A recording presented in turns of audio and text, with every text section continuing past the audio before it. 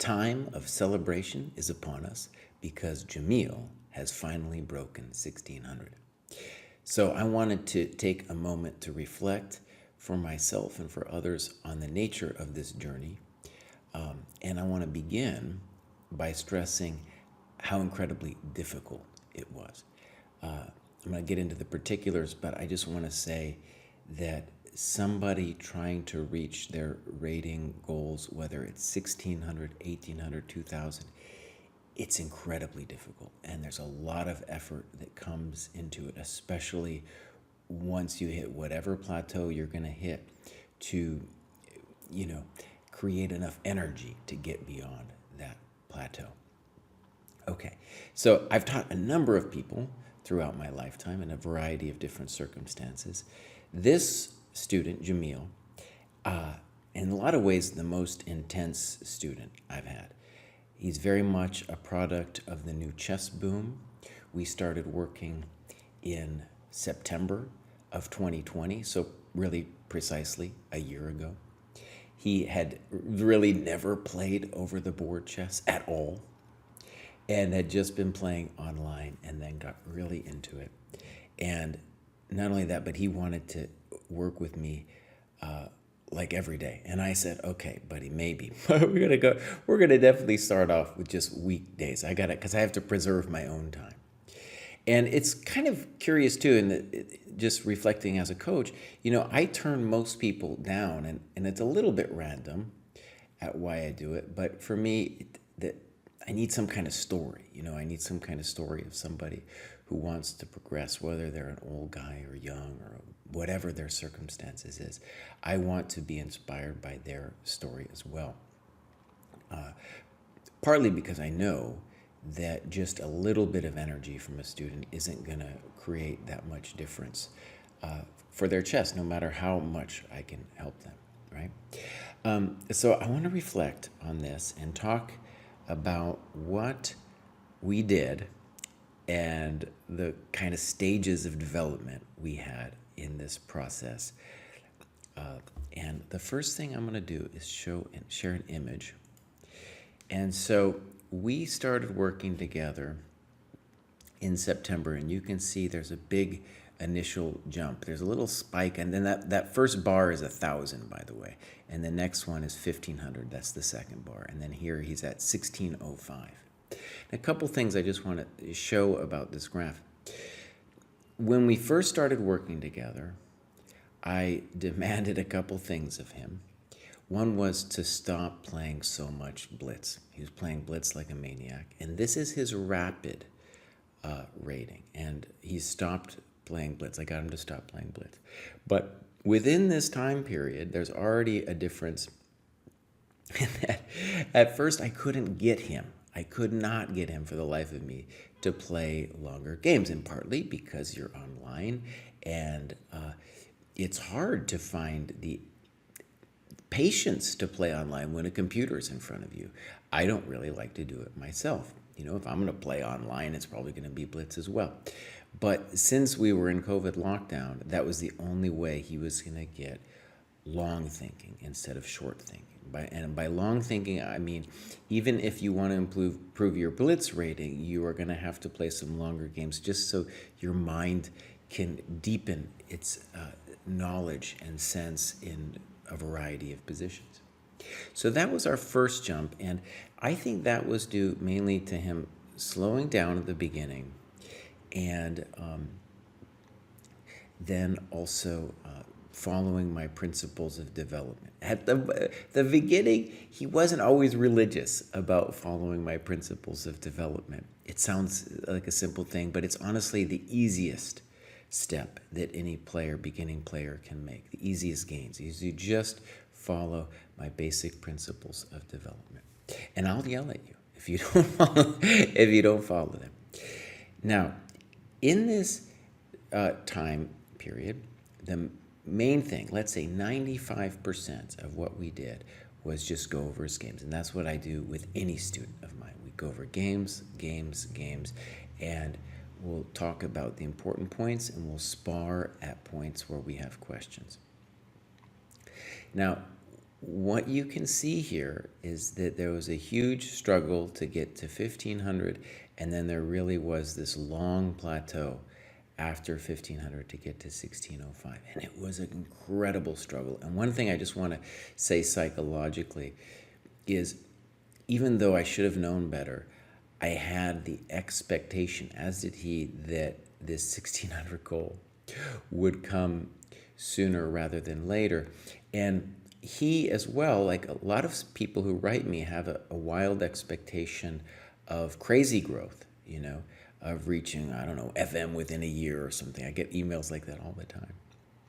And I have to temper that and be like, well, let's try to get something more reasonable first. And as a coach, the first thing I have to understand is like, well, where is your plateau? And for somebody who's hasn't been in chess that long, you can see it. It took a while.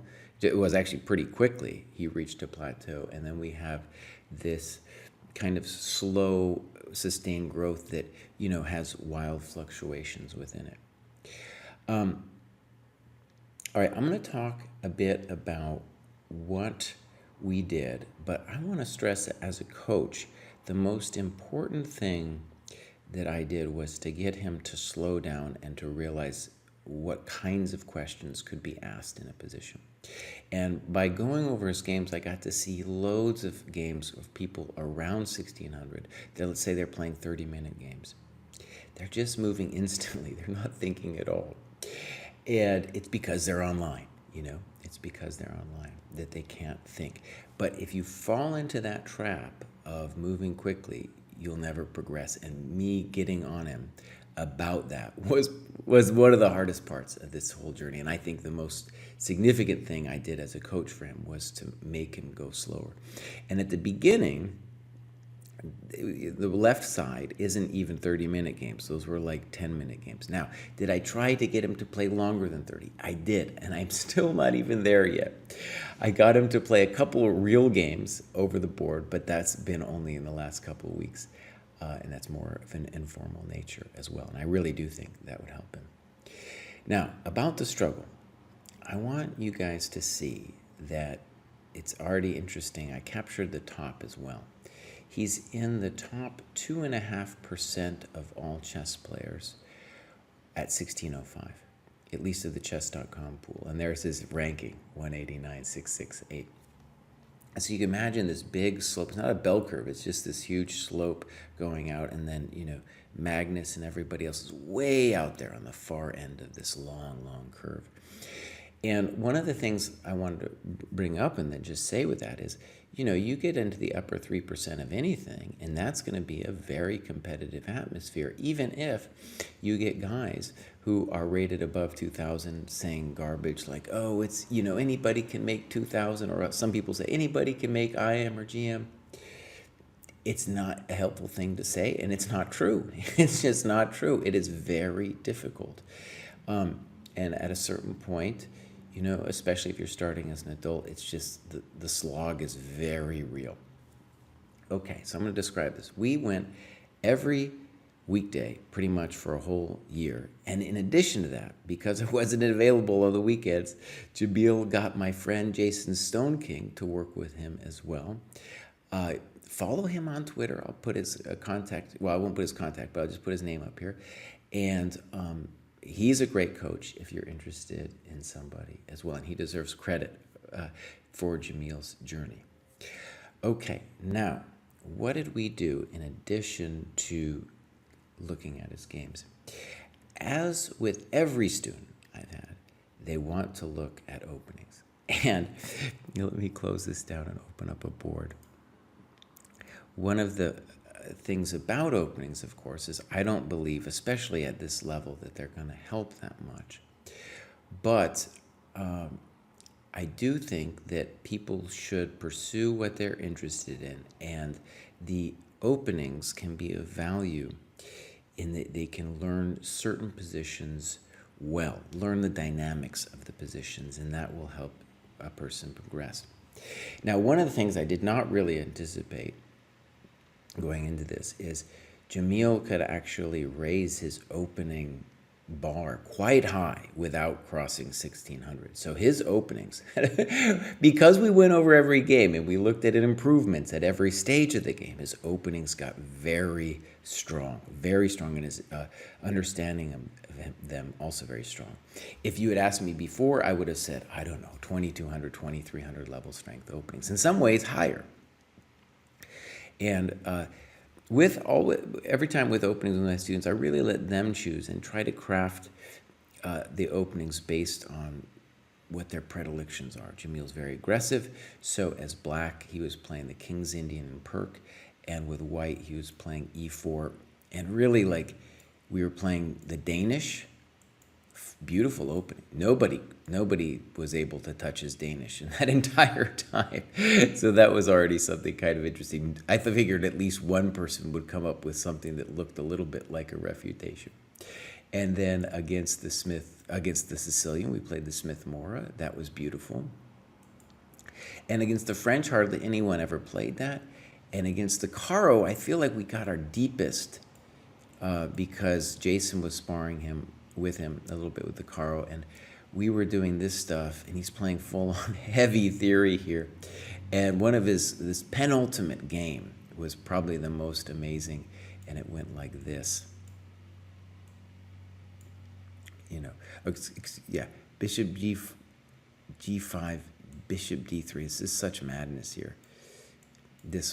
I'm even getting this wrong here, aren't I? So H4, H5. Bishop G5. It's such a weird thing. And the idea is to play, to play this ridiculous, on queen takes B2, this amazing E6.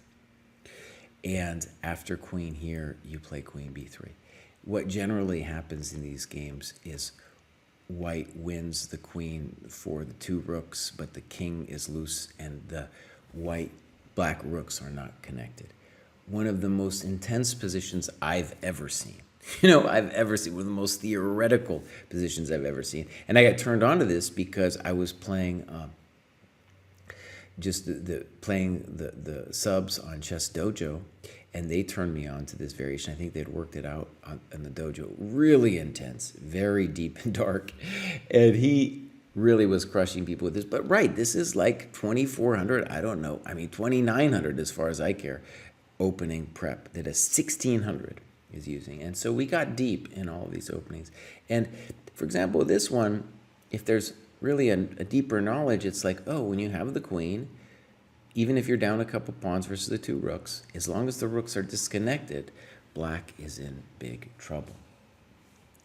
So then also middle games, I feel like the guy went pretty deep. He did a lot of the Polgar Made in 2 book. I wanted him to do that. I think that is great.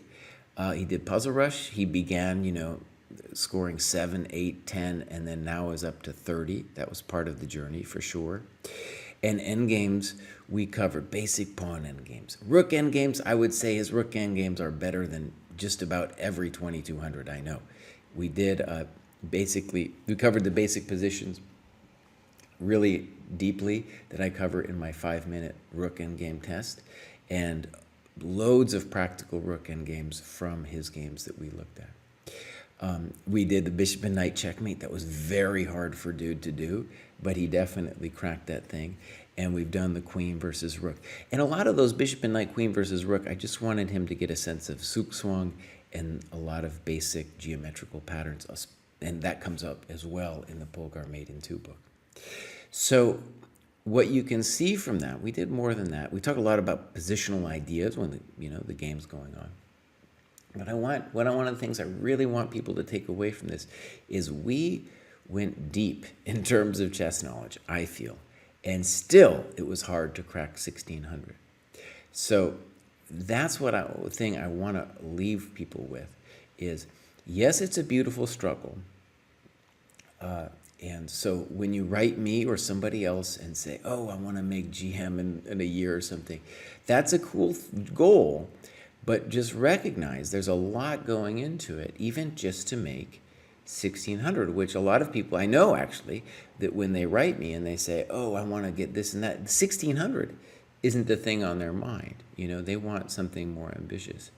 And as a player, not as a coach, but as a player, it's terrifying to me.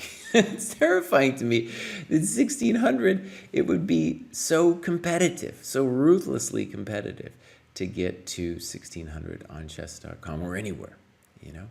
And he knows a lot of things that I, as a kid, and a variety of times in my chess career, just things I didn't know, partly because I didn't have a teacher. Okay, so I'm going to leave it there. I'm really happy we did this. I don't know what Jameel's going to go forward. I told him to take a break. He says he doesn't want a break, but I was like, dude, you need to celebrate and have a break. And me and Jason are really happy that he finally broke this thing, though, because it was like a very real struggle, man. It was a really big struggle. And again, I know a lot of people out there are dealing with similar stuff.